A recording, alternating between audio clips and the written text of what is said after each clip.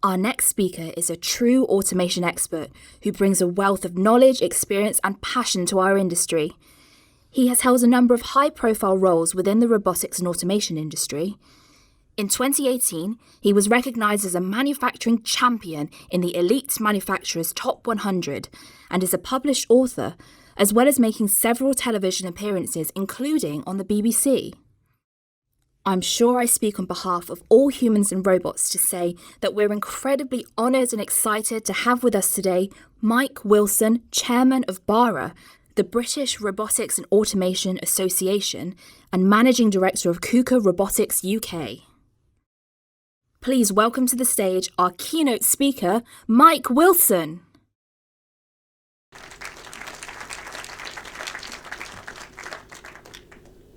I think that's probably the best introduction I've ever had. Maybe robots are good for something. So I'm going to talk about UK manufacturing and do we need more robots. Now I will sort of start by saying I'm a little biased, but hopefully you'll bear with me and you'll agree with me by the end of the presentation. Today manufacturing faces a number of significant challenges, productivity being one major challenge. Currently, UK productivity is about 20% below our major competitors.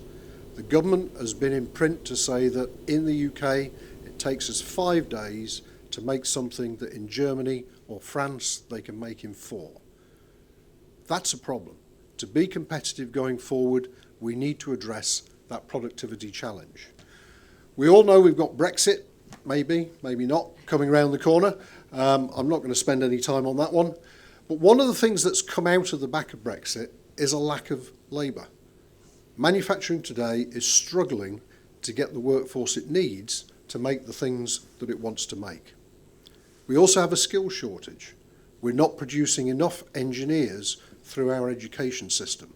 A lot of our current engineers are getting older, they're retiring, and we need to address that as well. But ultimately, the big challenge is we don't invest in capital equipment. Not just robots, but all forms of capital equipment. The All-Party Parliamentary Manufacturing Group commissioned a study about 4 years ago, looking at the culture of UK manufacturing, and they called it Making Good. And I like to think they picked that title on purpose. If I can summarise a 50-odd page report in a couple of sentences, basically, they said, in the UK, we're very proud that we keep all of our old machines running. And in Germany, they're very proud that they bought new ones. And that, to me, kind of really highlights the problem. We do keep all of our old machines running. We don't invest in the latest equipment, the latest technologies. And it's driven by our culture. We need to achieve short-term returns. Most manufacturing businesses are looking at 12-month, 18-month payback on their investments. And hopefully I can explain why that's really a false economy. We have, over the last number of years, tended to import relatively low-cost labour. We've used that rather than automation. We don't like taking risks. And in terms of robot automation, it's perceived as a challenge. It's perceived as difficult and risky. None of those factors are really true. So where do we stand in comparison with the rest of the world? This is the latest data from the International Federation of Robotics. Robot density, number of robots per 10,000 workers. So it's a relative measure.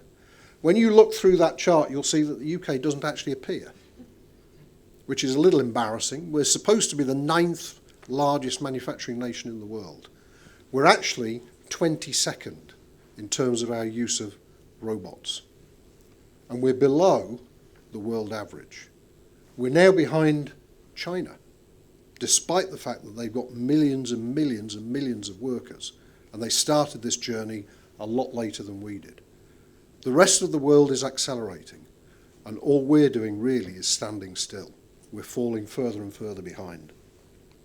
And just to show you how we are doing, this is UK sales data that's collected by BARA. So this is orders received, so it is quite current. And you can see that there are a number of peaks over the years. Those peaks tend to be driven by investments in the automotive sector. They make a big difference to the UK numbers. We have now got Q3 2019 data. That was about 450 units, so we're still slightly behind where we were in 2018. So robot installations in the UK will be lower this year than they were last year, lower than they were the year before. We're going in the wrong direction. And that's despite the benefits. And the benefits are proven. Better utilisation of space and energy. Robots, yes, they use energy, but they use it more efficiently. Improved productivity. We get more out for what we put in. You get more from the other equipment that you have. So, for example, if you have machine tools that are being loaded and unloaded manually, you'll typically get 65–70% utilisation out of those machine tools. If you put robot automation on there to do the loading and unloading, you can increase that utilisation to 90%, just so you get more out of your existing investments. And ultimately, better utilisation of the staff. We have too many workers that are literally picking things up and putting them somewhere else. People palletising on the end of production lines. We're not using their skills and attributes. We should use our staff where they can add value to the product. And where we've got people that are doing robotic type jobs, we should be using robots. Robots are better at it than people. Robots give you consistency. To be fair, if you set them up wrong, you get consistent garbage. But if you set them up right, you get consistent high quality. Reducing waste, reducing damage, less waste, less rework. All of that's beneficial. All of it is worth money. And all of it improves productivity. And that leads to improved competitiveness. But the other benefits of robots, maybe compared with other forms of automation, is you get flexibility. You can accommodate design changes. You can reprogram the robots to do slightly different products. You can extend production hours. There are facilities that run overnight with nobody in the factory. There's a small factory in Luton, for example, that produces industrial floor tiles. And they have a robot system that unloads their injection moulding machines. They have 2 people in that factory. To be fair, they could run it with 1 because they need to load the granules into the moulding machines, but legally they're not allowed to run it with 1. And they can run overnight. There's another factory in Kent that runs, literally loads up the automation and runs overnight with nobody in the factory. During the day they run the specials and they use the workers, but at night they run the standard product. You improve health and safety because you take the workers away from the dull, the dangerous, the dirty jobs. And ultimately, you give people more rewarding jobs where their skills are adding value. They're using their attributes. And a quote from Henry Ford goes back a long time, but I think this is very realistic in today's age. If you need a machine and don't buy it, then ultimately you'll find that you've paid for it and don't have it. My take on that is that you're spending that money every hour, every day. And unless you do something different, you will continue to spend that money. And this is about thinking longer term. It's not about a 12-month payback. The equipment's going to last 10 years plus. There are robots in this country that are 20 years old and they're still running successfully. The return on investment that those companies have had on that is many times over. It's not about a 1-year payback. It's about thinking where you want to be in 5 or 10 years' time. And there is an industry that's done it, and done it very successfully, and that's our car industry. They've improved productivity significantly over the last few years. They're producing more than 50% per hour than they were in 2009. And they've done that by utilising new technology. And yes, robots are a key element of that. Thousands of robots have gone into our car factories. But it hasn't reduced employment. They've created thousands of jobs at the same time. And I would argue that if they hadn't put the automation in, they wouldn't have built the car factories in this country, and none of those jobs would be here. People have done studies to determine how productive could we be. This is one I particularly like. It's from the Copenhagen Business School. They looked at different industry sectors. They looked at different countries across Europe. And they measured those that were most automated, those that were most productive. And the UK was last in terms of productivity on every sector. And we were also the lowest automation user. They then modelled what would happen if we implemented a step change to catch up with the most automated. And it would increase our productivity by over 22%. Now that closes the gap with the rest of the world instantly. So I'm not saying robots are the only answer, but they're certainly a very significant part of the answer in terms of closing our productivity gap. And yes, with a step change, there would be a short-term decrease in employment, but only short-term. Because as our industries get more competitive, they grow, they employ more people. And the people they employ are doing better paid jobs. There are companies in the UK that are successfully using automation and robots. It's not all bad news, and it's not all in the automotive sector. They're generally taking operators away from the repetitive, the mundane, the dirty tasks. They get better jobs, and it gives them a competitive advantage. It gives them the financial returns, and that then leads to growth and then more jobs. It's a positive circle. And we need more businesses to be thinking where they want to be in 5 or 10 years' time and figuring out how to start this journey. I'll come back to how we're going to help in a minute. The government has been a challenge over the last few years, but they have actually recognised that automation has a direct impact on productivity. They developed an industrial strategy a few years ago, which then led to the Made Smarter review. I don't know if anybody's read their report, but it's about 300 or 400 pages. It's quite a chunky report. This was all about Industry 4 technologies. And the conclusion from that report, that study, which involved an awful lot of people from some very big companies in the UK, identified that the use of Industry 4 technologies could be worth over £450 billion to the UK economy over the next 10 years. That's a really big number. But robotics and automation was actually the biggest individual component of that. Could be worth £180 billion to the UK economy. And all we have to do is do what the rest of the world is doing. We're not designing new things, we're not developing new technologies, we're really just about catching up with what the rest of the world is doing. Now, unfortunately, not much has happened with Made Smarter so far. They've set up a Northwest pilot, and they are providing some support in the Northwest to businesses that want to start on that journey. It hasn't spread to the rest of the UK yet. Government's kind of busy with something else at the moment. Hopefully they'll get past that, and then they'll put some more effort into Made Smarter. But the other thing that did happen fairly recently is they increased the annual investment allowance. It's now £1 million, and it'll run 2 years from January this year. That effectively means that you can get government money to help cover the investment, provided your accountants know how to do it. You pay less tax.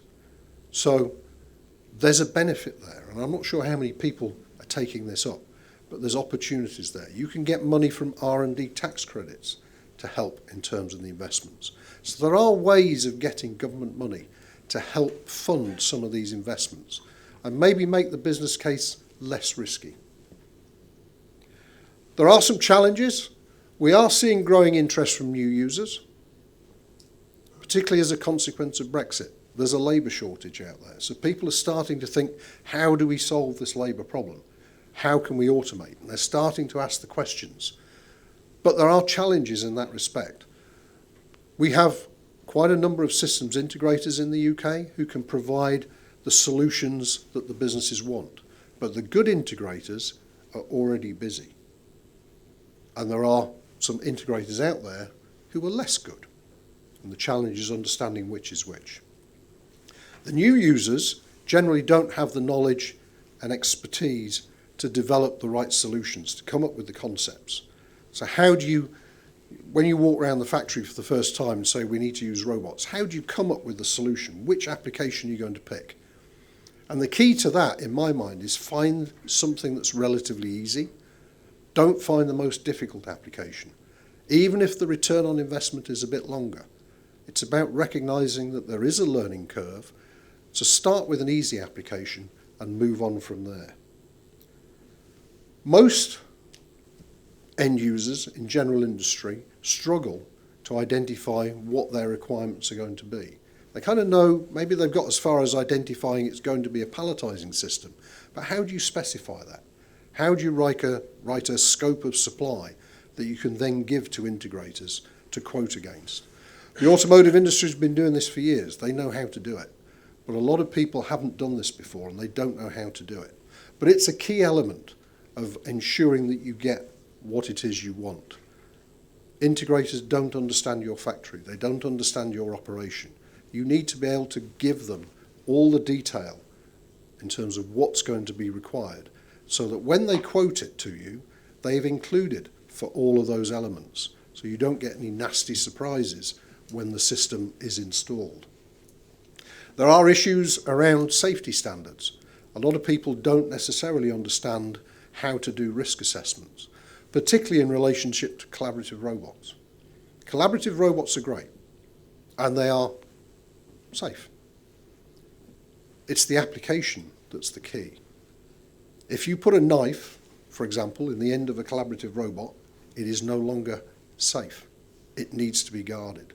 If a collaborative robot is working on a machine tool, it needs to be guarded. The robot might be safe, it's what it's actually doing that's important. And the end users need to understand that. Partly to make sure that their factory is safe, but also partly because they're responsible, as well as the supplier, but the end user is equally responsible for that installation. So it's important to understand the relevant safety standards before you get into this. And it's also key in terms of selecting suppliers. How do you measure whether one supplier is better than another? Some of that is about the user requirement specification. Some of it is about going to see installations that they've done elsewhere, getting testimonials from them. But there are, unfortunately, people out there that will claim to be robot integrators who aren't necessarily having the right expertise or the right knowledge to deliver these systems. And it's risky for people that have never done it for the first time because they just don't necessarily know how to pick those suppliers. So just to say a little bit about the association, and then I'll try and explain how or what we're trying to do to help. The British Automation Robot Association has been around a long time, 38 years, in various forms, and we've been supporting the use of robots throughout UK manufacturing for all of that time. Our membership is principally the robot automation supply chain, but we're there really to act as the voice of automation. We're there to promote the use of robots throughout UK manufacturing. So we organise educational events. We get involved in conferences and seminars, things like this, where we will speak, trying to spread the word. We do get involved in exhibitions. We have relationships with other trade associations, with the International Federation of Robotics, and Suzanne's here and she'll be talking to you later. And through our relationships, we also talk to government. So, for example, one of the select committees last year earlier this year, did a study on automation and the future of work. And we were very pleased that in their very first paragraph, they said that the problem in the UK is not that we've got too many robots, it's that we've got too few. And for that to come out of a government group was actually quite a success, because normally the politicians are very wary about promoting automation. So we're starting to get the message into government, but we need to spread it more widely. We need all of UK manufacturing to be looking at their facilities to identify where there are opportunities to put robots in and to start the journey in terms of implementing those solutions. So what we're doing to try and help is we have produced some guides, simple guides just to give people some steps, as it were, things to think about as you embark on this journey. We provide access to independent consultants, so people whose job it is to actually advise. They're not tied to robot suppliers, they're not tied to systems integrators. They can give a completely independent view as to whether that's the right application and who the suppliers might be. And we've just launched a certification program for the systems integrators. We've taken this from something that the association in the USA has done for many years, and we've effectively copied what they've done. They've certified 36 integrators in the US, basically as a way of identifying who the good integrators are versus those that may be less good. And the key to this is it helps them justify to the end users why they might be charging a little bit more. They're charging a little bit more because they know what's involved in delivering the system. You will get a good system from them doing the work. But if you've got no way of identifying who the good ones are, you don't necessarily understand that. So this certification program is about giving the good ones the opportunity to differentiate themselves from everybody else, to help the new users select the right integrators. But not only for the first project, but also for long-term relationships. There's a company in Whitney near Oxford that produce JSP. They produce safety equipment, helmets and so on.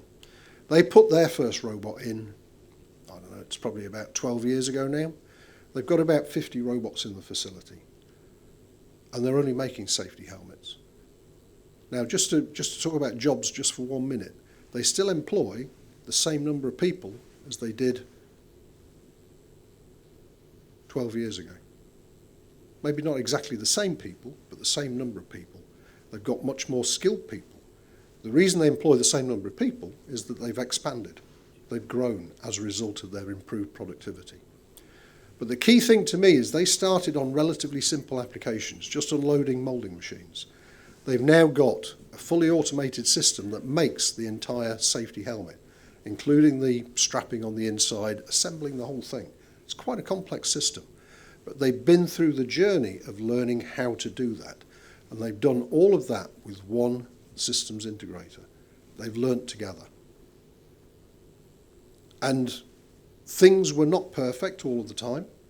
There were problems, but they worked together to solve those problems, and it's been mutually beneficial for both of them. And to me, that long-term relationship is a key element of that, is they're committed to work together. Ultimately, through the certification program, we hope to improve the technical capabilities of the integrators by recognising the good ones, raise their standards, and ultimately to increase the capacity for robot integration in the UK.